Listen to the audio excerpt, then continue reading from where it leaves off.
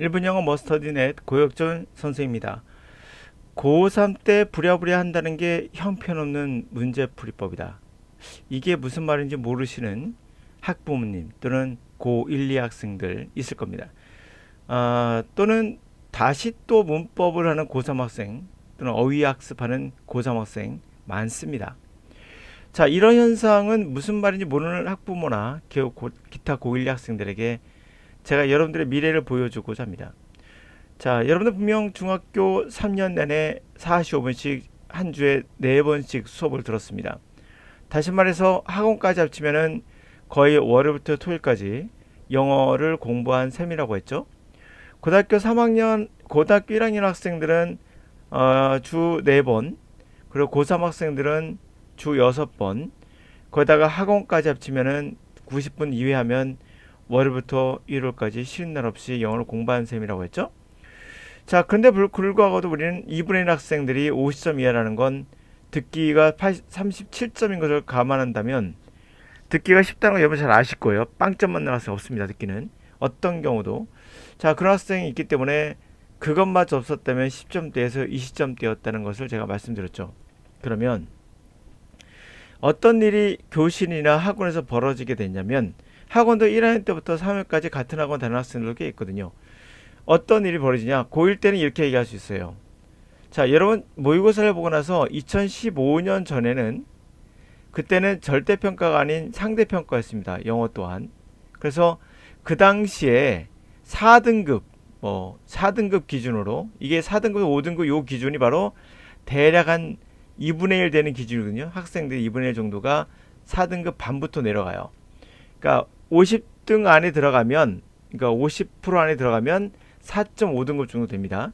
하여튼 4등급, 5등급 사이가 대략 그러는데 그게 대략 50점 이하입니다. 그 정도 되는 수치가. 고1 때 점수가 50점 그 정도 되는 점수. 고2 때도 동일하게 4, 5등급 중간이 문제 난이도에 약간 달라지긴 하지만 평균 같습니다. 변화가 없어요. 고3 때도 똑같습니다. 여러분 보시면 알겠지만 점수의 변동이 없다는 것을 알 수 있을 거예요. 대부분 학생들이 그렇다는 것을 보여주고 있는 통계입니다. 통계는 거짓말하지 않습니다. 고등학교 1학년 때는 이렇게 얘기할 수 있거든요. 아직 너가 어휘가 아직 부족하잖아. 그리고 어휘와 문법을 지금 할 때야. 그런 얘기를 할 겁니다. 그래서 수업 시간에 쭉 주 엄청난 시간에 투자해서 공부하고 나서 고2가 되는데 아직 성적이 나오지 않은 거예요. 변화가 없으니 또 얘기할 수 있죠. 고등학교 할 때 열심히 안 해서 그런 거야. 고3 때까지 합니다. 근데 고3이 되고 나니 이제 더 이상 할 말이 없는 거예요. 시간은 급하고 2년 동안 이거를 어떻게든 수업 시간에 했습니다. 수업 시간에 진행을 해왔어요. 그러고 나서도 고3 때 돼도 성적이 나오지 않으니 그때 하는 방법이 바로 그 형편없는 문풀이입니다.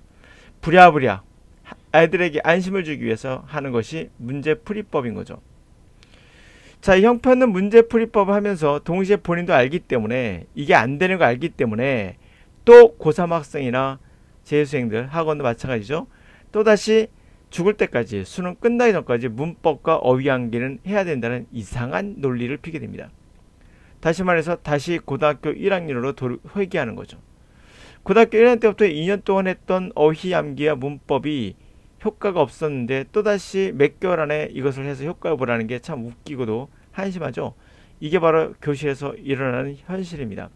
왜 제가 문풀이란 게 형편없는 거냐라고 말씀드리냐면 변화가 없기 때문이죠. 나중에 재수생들도 변화가 없습니다.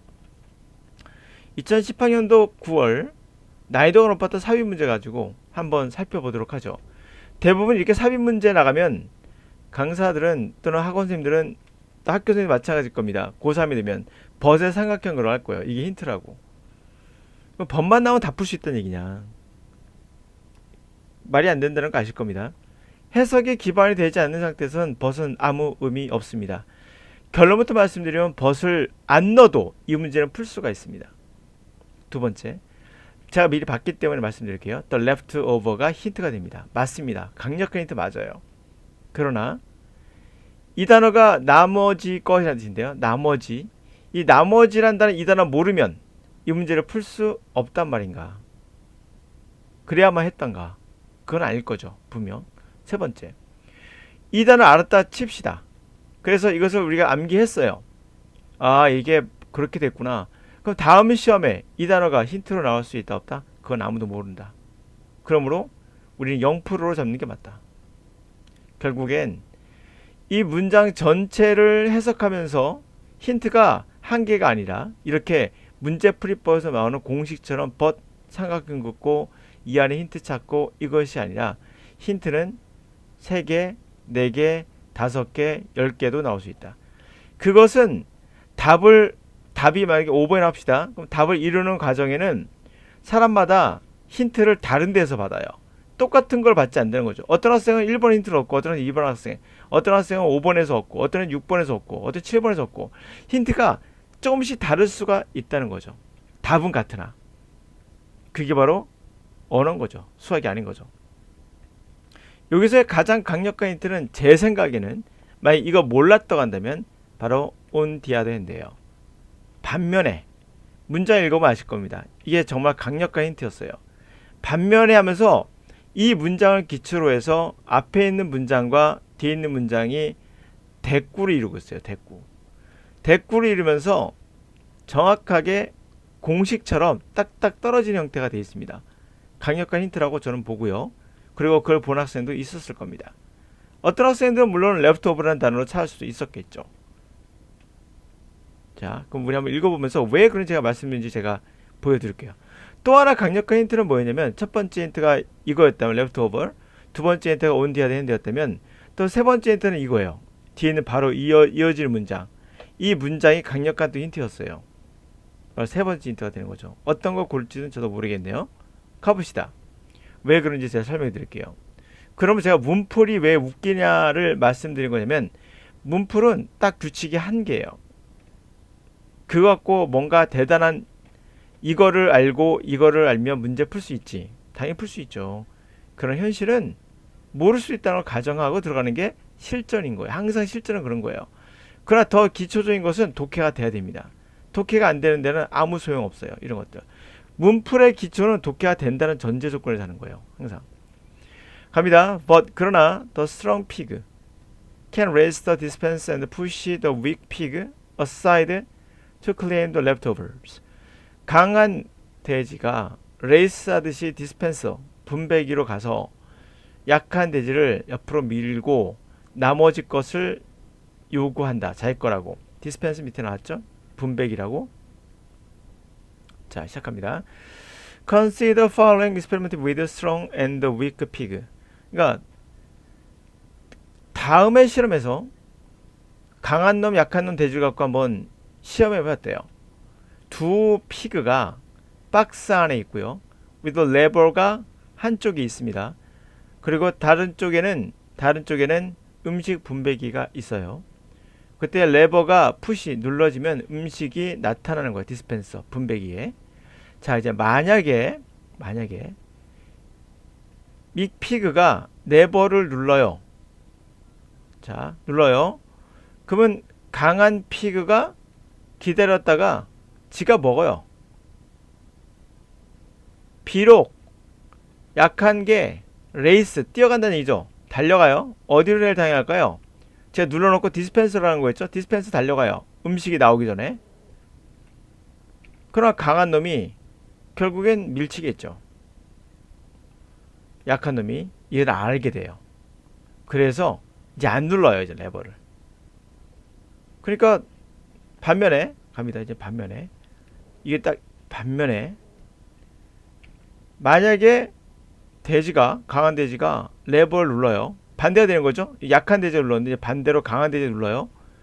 그러면 약한 돼지는 디스펜서를 기다렸다가 대부분 먹겠죠.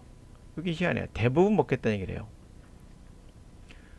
이것이 it worthwhile, 가치 있게, 강한 돼지에게 가치 있게 만들어요. 이상하지 않습니까? 여기서 문맥이 끊깁니다. 대부분의 것을 분명 약한 돼지가 먹는데 강한 돼지가 버튼을 누를 가치가 있다 그래요. worthwhile, 가치 있는 거. 이것이 그것을 가치 있게 만듭니다. 강한 돼지에게 버튼을 누를 수 있는. 이 순간 뭔가 이상하다는 걸 알 수가 있어요. 가보면 그러나 강한 돼지가 레이스를 해서 디스펜서 달려가서 약한 데를 밀치고 나머지 거를 먹어요. 그쵸? 그러니까 가치가 있는 거예요. 그러므로 얘도 강한 돼지에게 이것은 가치가 있는 거죠. 그래서 정답이 5번인 거예요. 첫 번째 힌트 같고요. 두 번째 힌트로 갑시다. 두 번째 힌트. 자, 두 번째 힌트로 가서 생각해봐요. 아까 말씀드린 대로 대칭된다고 했죠. 두 개가. 두 개가 그냥 대칭이 됩니다. 대칭이 되는데 여기 있는 거와 온 디아덴들 사이에 두고 대칭이 되고 있는데 여기서 뭐라고 했죠? 만약에 약한 돼지가 레버를 누르면 강한 돼지는 기다렸다가 지가 먹는다.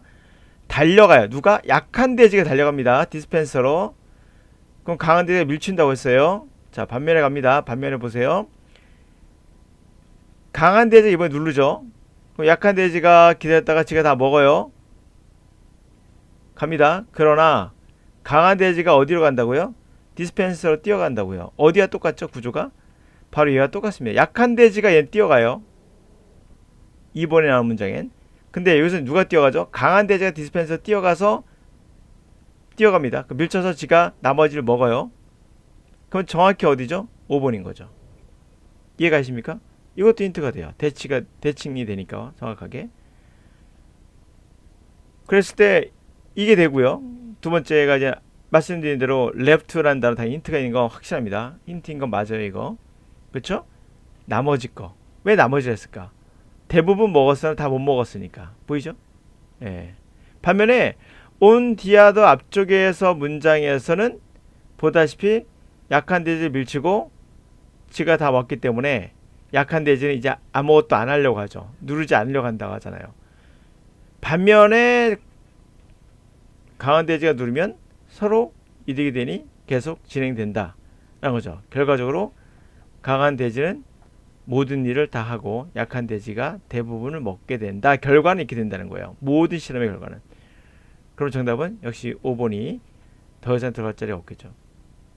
그런데 이게 실전에서는 되게 어렵습니다. 그래서 제가 말씀드린 게 문제를 다 풀었을 때, 그러니까 문제 다 풀었어요. 다 끝나고 났을 때 10분, 적어도 5분 이상은 남아 있어야 됩니다. 항상. 이런 문제는 여러분이 헷갈릴 수 있어요. 해석하고도. 뭐 정확하게 이해는 알겠는데 정확하게 구조 모르겠다. 그럼 분명 대충 뭐 4번이든 몇 번 체크해놓고 무슨 넘어갈 거예요. 이거는 정확히 모르겠다. 체크한다든지. 그리고 나가서 딱 끝나고 나서 5분 정도나 남아있다면 이런 문제 한 1분에서 2분만 더 투자하시면 정확히 잡아낼 수가 있어요. 침착하게 보시면은. 힌트가 중요한 것이 아니라. 그러고 나서 이 체크했던 문제 한 두세 개 정도, 두세 개 정도만 체크해 보면 만점 맞는 건 어렵지 않아요. 그러나 시간이 부족하면, 예를 들면 땅땅땅 종이 끝났는데 시간이 없어요. 체크할 시간밖에 없습니다. 그러면 이 문제는 틀릴 가능성이 높아지는 거예요. 그래서 제가 누차 말씀드렸다시피 시험이 딱 끝났을 때 내가 5분 이상, 최소입니다. 최소 5분 이상 남지 않는다면 어떤 날은 만점 맞았을지 모르나 어떤 날은 굉장히 많이 틀려서 90점 이하로 떨어질 확률이 높습니다. 그만큼 자기가 실수할 수 있다는 걸 이해하고, 인간이기 때문에 실수합니다. 순간적인 판단할 때 빠르게 판단해야 되니까 틀릴 수 있거든요. 이 실수할 수 있다는 이 인간의 특성을 잘 알고 내가 좀 애매하다라는 것은 반드시 확실히 안 쓴다는 것은 체크하고 넘어가야 되는데, 체크하는 게 10개 넘어가면 안 되죠. 당연히 뭐 두세 개 정도 많아봐야 그 정도 했을 때 뒤에 5분 정도가 남아 있어야 합니다. 그래야 최소 5분 정도 남아 있어야 여러분들이 이것을 정확히 또 보고 판단할 수가 있는 거죠. 그래야 만점이 안정적인 90점 이상이 나오는 겁니다. 자, 정리해 볼게요. 중학교, 고등학교 6년 어마어마한 단 한 번도 신 적 없는 이 수업, 영어. 그런데도 불구하고도 점수가 영포자의 점수라면, 영포자입니다. 이거 영포자 맞아요. 해석 못한 거예요. 다 안 되는 거예요. 해석 거의 안 되는 겁니다. 이 정도면. 영포자라면 누구의 잘못인가? 그래서 한다는 게 고3 때 부랴부랴 형편은 문풀을 하고 있는 겁니다. 문풀 뭔지 아시죠? but 이거 딱 힌트 해석이 돼야지. 근데 안 되잖아. 이게 문제인 거죠. 본질은. 그래서 또다시 문법과 어휘를 또 고3 학생들에게 강조합니다. 그러면 고등학교 끝나죠. 그럼 본인의 책임은 강사의 책임은, 그리고 학교 선생님의 책임은 내 책임이 아니라 다음 과정으로 들어가는 재수 학원이나 기타 등등으로 떠넘기게 되는 겁니다. 본인의 임무는 다하지 않은 채. 그게 우리 현실이에요. 자, 그러므로 지금 삽입 문제 같은 경우는 난이도가 분명 제가 높다고 했습니다. 틀릴 확률도 있어요. 그래서 항상 삽입 문제는 오답률이 나올 때는 뭐 80% 이상이 나옵니다. 그래서 좀 한든 학생들은 이 삽입 문제에서 약간 헷갈릴 경우는 반드시 확인 사살을 해야 됩니다. 그러기 위해서는 5분 이상은 남아 있어야 한다. 내가 5분을 남기지 못하는 독해력을 갖고 있다. 그러면 여러분들은 항상 불안한 점수를 갖게 될 겁니다. 자, 학교에서 무슨 일이 일어나고 있는지 학부모님들도, 그리고 여러분 학생들도 정확히 알고 현실을 자각해야 됩니다.